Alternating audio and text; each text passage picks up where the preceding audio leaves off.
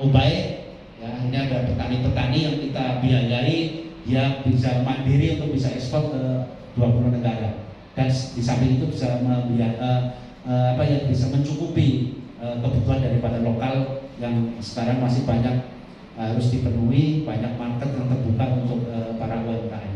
Itu mungkin saya lanjut mungkin ke Pak Hendrik, silakan Pak Hendrik. Pak Ali Sadikin memberikan ke Pak Hendrik. Assalamualaikum warahmatullahi wabarakatuh. Perkenalkan, nama saya Hendrik dari Cirebon. Bapak-bapak, ibu-ibu yang saya hormati, dalam kesempatan ini saya mengucapkan terima kasih karena sudah mengundang saya untuk hadir di sini, dan tentunya ini menjadi suatu pengalaman baru buat saya. Mudah-mudahan pengalaman ini bisa saya bawa atau saya membawa oleh-oleh untuk teman-teman khususnya di Kabupaten Cirebon, untuk kemajuan khususnya di Cirebon dan umumnya di Indonesia. Hal tadi yang ditanyakan dampak, tentunya dampaknya itu luar biasa, Pak. Dampaknya itu luar biasa, menggairahkan, ketagihan dan lain sebagainya, Pak. Kebetulan saya baru bermitra dengan KMM itu sekitar 1 tahun lebih. Jadi saya ceritakan sekilas keadaan di saya itu, base-nya adalah petani mangga Gedong Gincu. Kalau Bapak Ibu pernah dengar dan pernah berkunjung ke Cirebon, tepatnya di Desa Sedonglor, Kecamatan Sedong. Kami adalah sebuah kelompok tani kecil yang hanya mengelola kurang lebih sekitar 20-25 hektar. Kami hanya kelompok kecil yang pada tahun 2000 kami melihat peluang ini ketika tanaman ini sejak usia dini, bahwa selain budidaya, selain agribisnisnya, bahwa kita bisa melangkah lagi kepada agrowisata. Nah, di 1-2 fase itu kami sudah melaluinya, Pak. Bahkan kami sudah bisa ekspor ke beberapa negara juga. Tetapi yang poin ketiga ini sangat sulit, Pak. Agrowisata yang harus kita capai gitu. Akhirnya pada tahun 2020 kami mencoba, karena mangga di tempat kami itu satu hamparan, Pak.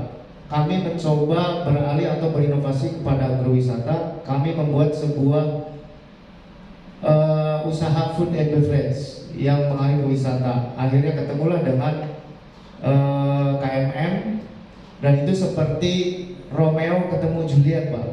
Jadi semakin nyambung gitu. Tentunya sih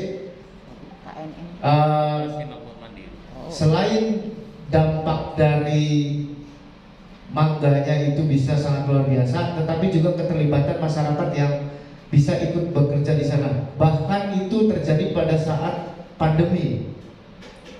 Pada saat pandemi, dan bisa dikatakan kita bisa BEP di saat pandemi. Dan ini sangat luar biasa, sangat langka, karena pada saat itu secara jujur semua sektor seolah-olah mundur, Pak. Nggak tahu mundur, nggak tahu sembunyi. Karena di saat kami butuh permodalan, butuh bantuan, maka yang hadir dari LPDB dan KMM ini, Pak. Makanya kami mencoba, kami hanya punya kata Bismillah dengan niat baik. Akhirnya pada saat pandemi tahun 2020 kita berinovasi dan bertahan sampai dengan hari ini. Bahkan luasan itu sekarang karena satu hamparan, rata-rata kalau weekend itu pengunjungnya bisa 1.000 sampai 2.000 orang untuk weekend, dan itu sangat luar biasa. Jadi dampaknya itu ya luar biasa, menggairahkan dan ingin lagi, Pak, untuk kesejahteraan tentunya. Yaitu juga nanti terkait dengan kebijakan-kebijakan dengan dari pemerintah ataupun dari LPDB, bahwa ini sangat bermanfaat sekali buat kami khususnya end user. Kalau berbicara masalah peningkatan, saya nggak perlu menjelaskan ya, Pak, karena dari paparan itu aja udah terlihat bahwa kami khususnya di wilayah kami itu sekarang sudah berbeda. Yang dulu sepi, paling jam 6 sore itu udah sepi, Pak. Sekarang itu udah ramai, bahkan jauh dari perkotaan. Tapi kami bisa membuktikan dengan bermitra dengan Koperasi Makmur Mandiri dan LPDB. Itu aja yang bisa saya sampaikan.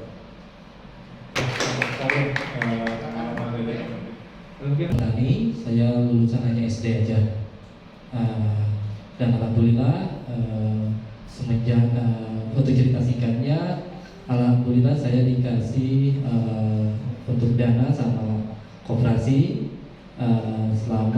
selama 2 tahun ya, sudah jalan 2 tahun. Nah, untuk yang sekarang saya jalan itu saya ekspor ke beberapa negara, contohnya yang ada di sekarang saya rutin itu ke Florida, terus Malaysia, sama sebentar yang baru kemarin dikirim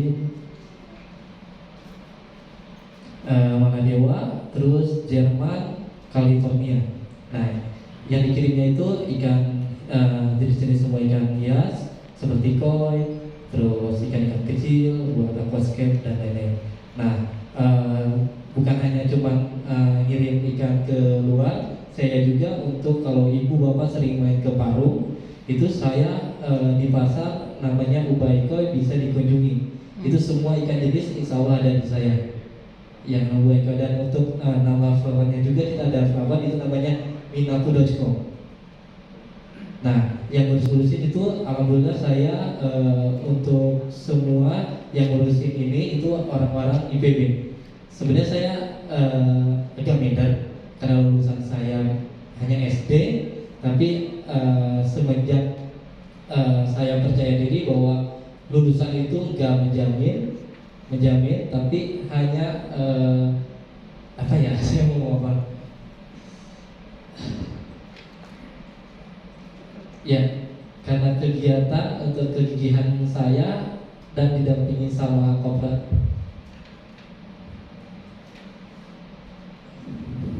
Saya nggak bisa ngomong apa-apa. Nah, selama pandemi, alhamdulillah, selama pandemi ini peningkatan untuk pemasukan saya ya sangat luar biasa. Intinya saya sangat terima kasih kepada MVDB dan koperasi. Cukup sekian, nanti mau tanya-tanya nanti di season terakhir aja ya. Assalamualaikum warahmatullahi wabarakatuh. Mungkin saya izin atau mungkin melanjutkan diskusi. Usahanya berjalan, itu kemudian untuk pembiayaan juga dari LPDB, ternyata sekarang udah ya minimal tenaga kerjaan gitu misalnya. Atau mungkin ada hal-hal seperti itu yang terasa sangat berubah gitu setelah mendapat pembiayaan dari LPDB gitu.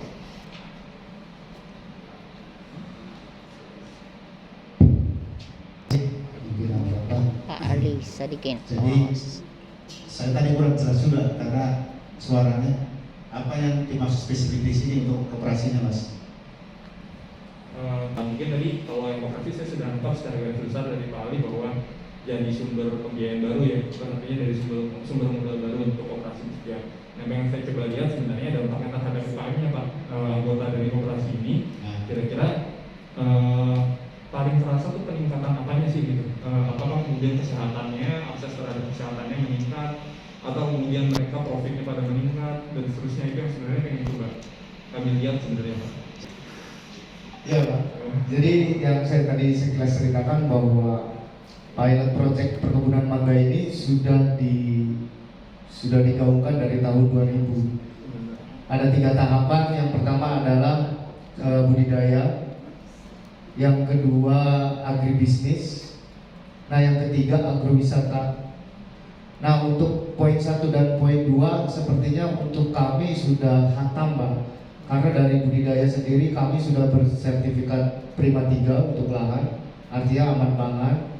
Dan untuk agribisnisnya, gambaran sederhananya kita sudah nggak pusing lagi menjual mangga gitu. Karena kita udah bisa ekspor, kita udah ke kota-kota besar juga. Nah, untuk mewujudkan poin yang ketiga ini agak sulit Pak, jujur. Karena dari 10 orang itu hanya 10% yang mau percaya akan sesuatu ini bisa terwujud gitu, agrowisata. Saya dengan segala konsep dan pertimbangan, karena lokasinya satu hamparan dan saya yakin bahwa wilayah saya ini bisa menjadi ke agrowisata.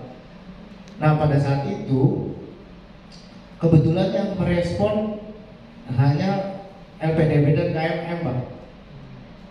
Akhirnya bisa terwujud dan sampai sekarang terwujud. Nah, terkait dengan dampak, itu sangat banyak, seperti warga-warga sekitar yang tidak aspek pendidikan, yang hanya bisa sebagai tukang cuci atau tukang cleaning service, dia bisa bekerja dan mendapatkan upah yang rutin dan meningkatkan ekonomi keluarganya.